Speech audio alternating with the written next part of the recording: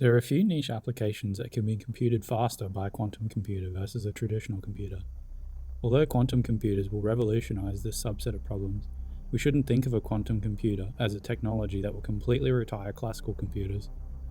They're still extremely expensive to build and operate compared to classical computers. Just because quantum computers are faster at computing 1% of all today's problems doesn't mean you would compute the other 99% of problems using this costlier technology.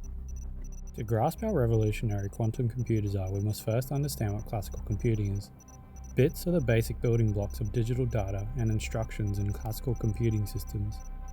A bit refers to the fundamental unit of digital information, representing either a 0 or a 1 in the binary number system. We can think of bits like a coin. If a coin is flipped, it lands heads or tails up. To represent these two states in classical computing terms, the coin is in a state of either 0 or 1. So, how is this different to quantum computing? Let's prepare to learn about the qubit and quantum mechanics. At the core of a quantum computer is a quantum object. These quantum objects are probabilistic and exist in multiple states until we observe the state of the quantum object. Let's reapply the same example of the coin that we used for classical computing. In quantum computing, the coin can be in a superposition state of both heads and tails at the same time, until a measurement is taken on the coin, where it then is observed to be heads or tails, or in other words, 0 or 1. This concept is at the heart of the Schrödinger's cat thought experiment. Upon remotely gassing a cat located in an isolated chamber, there is a certain probability that the cat in the gas chamber is both dead and alive.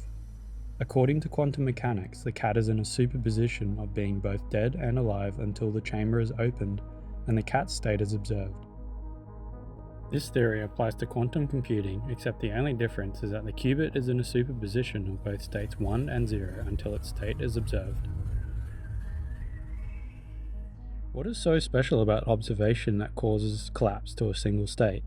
The truth is, there are a lot of theories, a few plausible, and some entertaining at best. However, we still have little knowledge as to the relationship between observation and the final state. This quantum behavior stumped one of the greatest minds of our time, Albert Einstein. He couldn't completely digest this behavior and dubbed quantum mechanics, specifically quantum entanglement, as spooky action at a distance.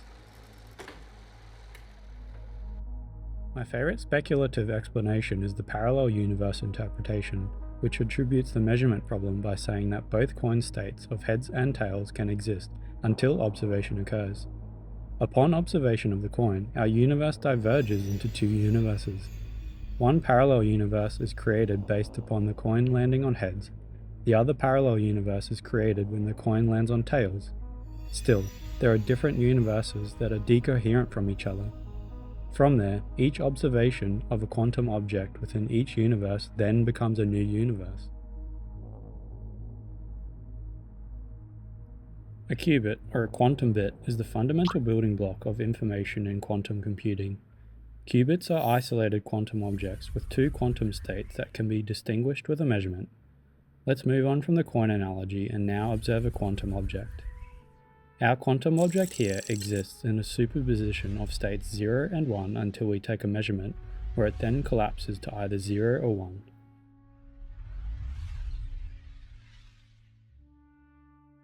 Superposition is one of the fundamental principles of quantum mechanics and quantum computers. To describe superposition states, we use Dirac notation. A qubit state is written using kets, like this. Ket 0 to represent the classical state 0, and ket 1 to represent the classical state 1. When a qubit is in superposition, it's in a combination of both states 0 and 1. Mathematically, we write it as a state vector as follows.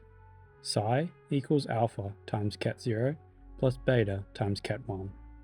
Here, alpha and beta are complex numbers that represent the probabilities of the qubit being observed in each state. While a qubit is in a superposition, the probability that the qubit is measured in the 0 state is alpha squared, and the probability that the qubit is measured in the 1 state is beta squared. These probabilities must add up to 1, so alpha squared plus beta squared equals 1. This ensures that the qubit is always in some combination of the states 0 and 1.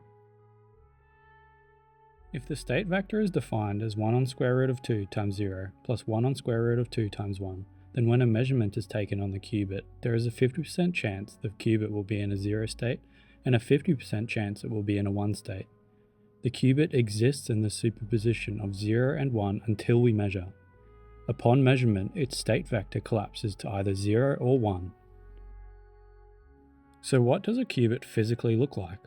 Researchers at the University of New South Wales have created a functioning qubit by isolating a phosphorus atom for use in observing the spin of its outermost electron. It is first cooled down to 0.1 of a degree above absolute zero, the point at which all motion of particles ceases. The electrons that are in orbit around the nucleus generate magnetic fields. The electrons in the inner orbits are paired, rotating in the opposite direction to their partner, resulting in the magnetic fields cancelling out. However, if there is a single electron in the outer orbit, this electron generates a magnetic field that is not cancelled by other electrons. This means the outermost electron behaves as a tiny magnet with both a south and a north pole. The orientation of this electron corresponds to the spin state. If the electron has its north pole facing upwards, the electron is in a spin up state. If it is pointing downwards, it is in a spin down state. These two spin states represent a 1 or a 0. Because we have cooled this electron down to near zero temperatures, it will tend to rest at its lowest energy state in the spin down position. To change the state of the electron, microwaves are applied to the electron with just the right frequency and energy to turn the electron from spin down into a spin up state, and nothing more. To place the electron into a superposition state, we pulse the microwaves for a shorter duration, so the electron is placed into a state somewhere between spin up and spin down. We then measure the state of the electron by applying transistors at the north and south poles of the electron.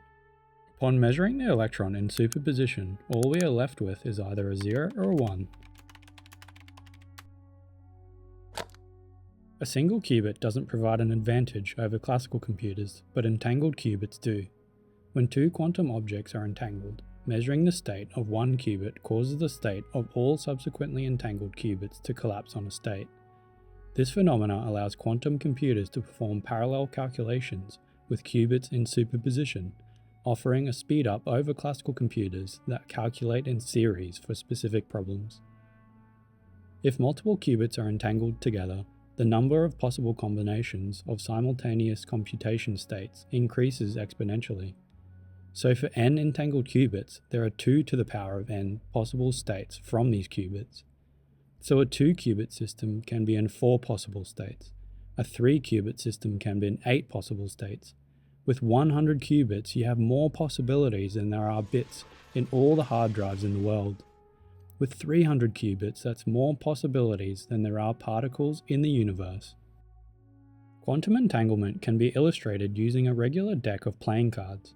Imagine shuffling all 52 cards and drawing one without revealing its suit or number to anyone else. Next, we cut the card in 2 and place each half in separate envelopes. One envelope is sent to Bob and the other is sent to Alice, who are in spaceships on opposite sides of the Milky Way. Before Alice and Bob open their envelopes, they have no idea which card they have. It could be any one of the 52 cards.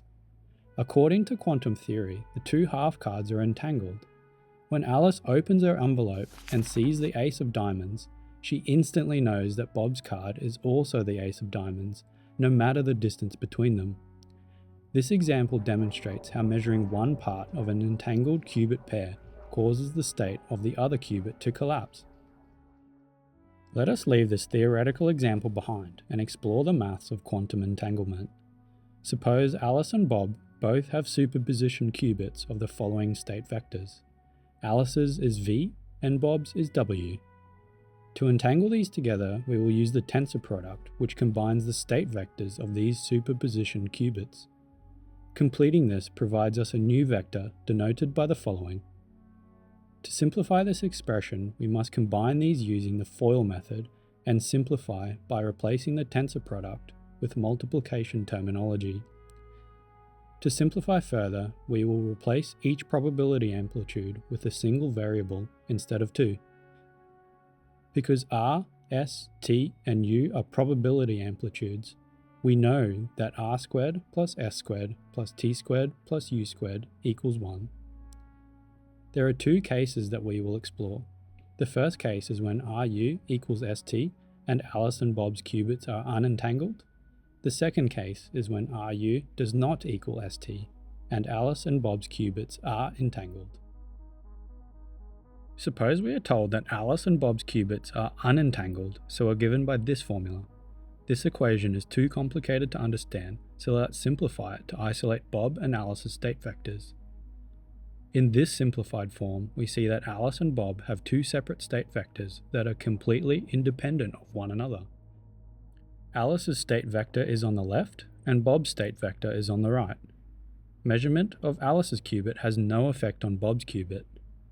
To illustrate this, see Alice's qubit on the left and Bob's qubit on the right.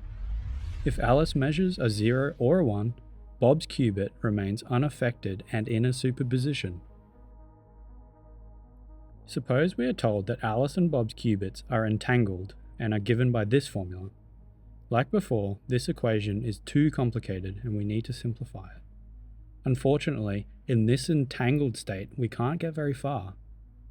In this entangled state, we are stuck with a jumbled mess of state vectors. In fact, Bob has two potential state vectors, here and here. Bob's state vector is dependent upon whether Alice measures a 0 or a 1. Let's pull up Alice and Bob's qubits to illustrate this. If Alice measures a 0, Bob's qubit must assume this state vector and will remain in a superposition with an equal chance of observing either 0 or 1. If Alice measures a 1, Bob's qubit will automatically collapse to 0. This is because Bob's qubit must assume this state vector, which has a 100% chance of measuring a 0. This is a prime example of two qubits which are entangled and can never be separated into two independent states. Their coefficients are a tangled up mess.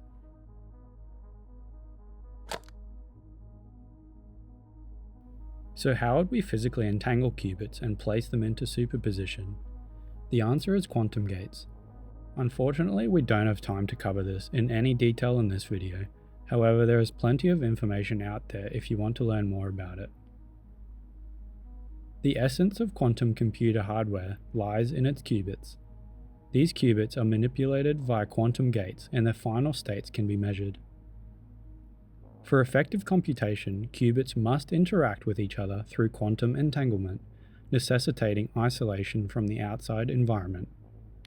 Researchers are pursuing a range of architectures in the quest for a scalable, universal quantum computer. We are currently in a period of hardware engineering akin to the 1940s and 1950s in classical computing. One of the more prominent quantum computer designs today uses superconducting qubits, which exhibit quantum behavior on a macroscopic scale rather than an atomic scale, unlike isolated phosphorus atoms.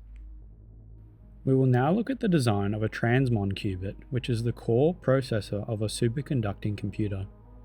The transmon qubit has been the workhorse of the quantum computer industry over the last decade.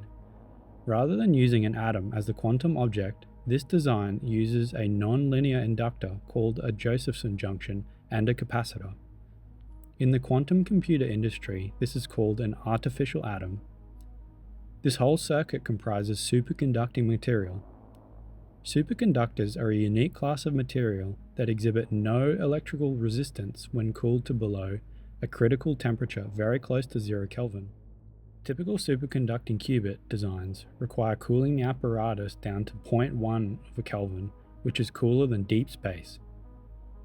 A Josephson junction is a non-linear inductor which consists of two superconductors represented by A and B, in proximity but separated by a thin insulator represented by C. When the Josephson junction is cooled, pairs of electrons, or Cooper pairs, naturally oscillate back and forth across the insulator due to quantum tunneling effects. Quantum tunneling is a quantum mechanical phenomenon where particles pass through a barrier that they classically shouldn't be able to pass. This occurs because particles exhibit wave-like properties, allowing their probability waves to extend through and beyond the barrier, giving a small probability that the particle will appear on the other side. This quantum tunneling effect produces a measurable current through the circuit. At such low temperatures with a minute current flowing, the circuit naturally rests in the quantum mechanical ground state, or state 0. To control the state of the qubit, specific pulses of microwave radiation are applied to the qubit circuit. To do this, we plug a light source into the qubit and inject a pulse that promotes it from the ground state 0 to the excited state 1, or into a superposition between the two.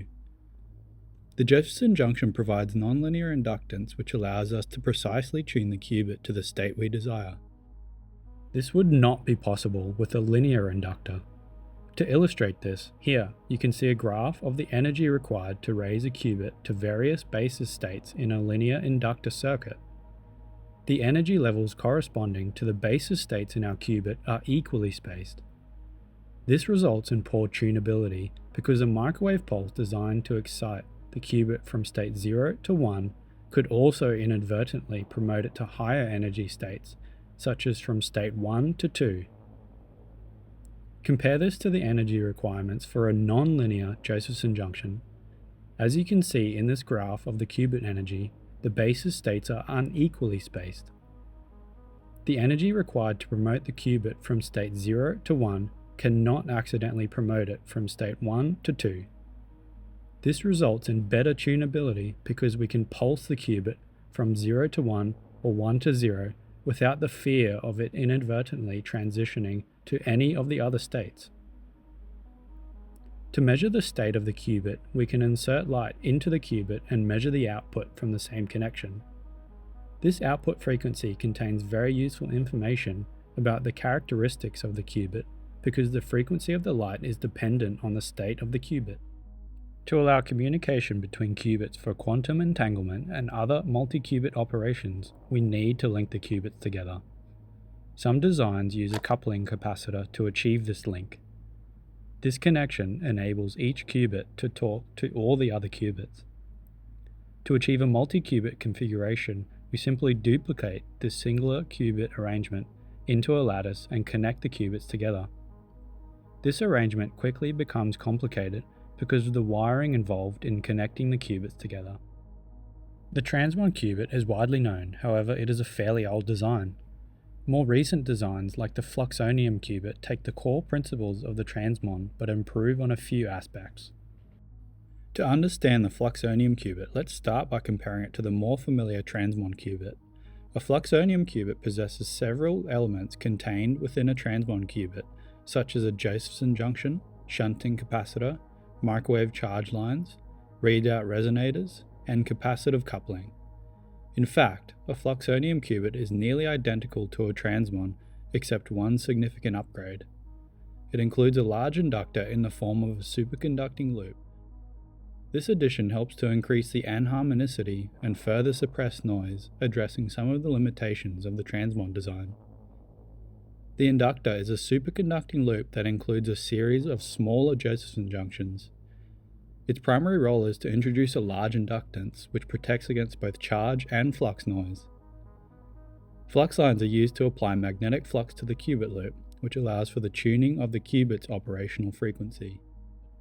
As you can see from the scale on the bottom left, a single qubit is only a few hundred micrometers wide, which is about the width of a human hair. And the Josephson junctions within the qubit are only 100 nanometers thick, which is about 0.1% of the thickness of a human hair. These elements that form the qubit are then encased in electromagnetic shielding to prevent the processor from being affected by the outer world. As we are working with such low amounts of energy, even a singular light ray that clashes with our qubit will cause undesirable energization or collapse upon a state. This entire arrangement is then attached to a dilution refrigerator, which uses helium to cool the qubits down so they are operating within the superconducting region. This is a photo of a typical superconducting computer. In reality, this looks like a behemoth, but it is comprised of a small chip housing the qubits with input and output cables, while most of the infrastructure comprises the dilution refrigerator. Although superconducting computers are the current powerhouse of the quantum computing industry, there are other extremely promising qubit technologies being explored by companies across the world. Unfortunately, these are outside the scope of this video, but I plan to make a video in the future discussing some of the more promising and exciting technologies.